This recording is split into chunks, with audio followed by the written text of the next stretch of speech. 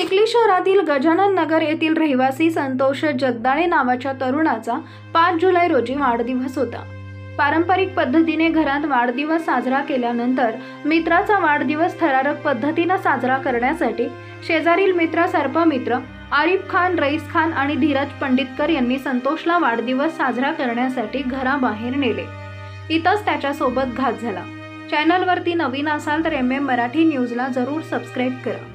वाढदिवशी नेमकं काय घडलं? ही घटना 5 जुलै रोजी संध्याकाळी 7:30 वाजेच्या सुमारास घडली।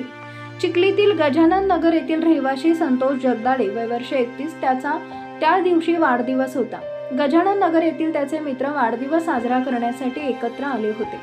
संतोषचा वाढदिवस साजरा करायचा म्हणून मित्रांनी संतोषला बाहेर आणलं।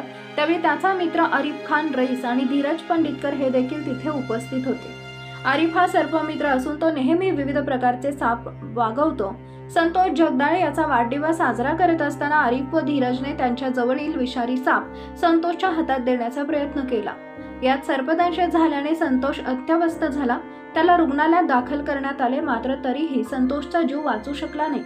या धक्कादायक घटनेनंतर मृतक संतोष जगदाळे याच्या वडिलांनी आरिफ खान, रईस, धीरज पंडितकर राहणार गजानन नगर चिखली या दोघांविरोधात गुन्हा दाखल केला। दोघेही संतोषच्या मृत्यूस कारणीभूत असल्याचं तक्रारीत म्हटलंय। या प्रकरणाचा पुढील तपास पोलीस उपनिरीक्षक भागवतकर करत आहेत।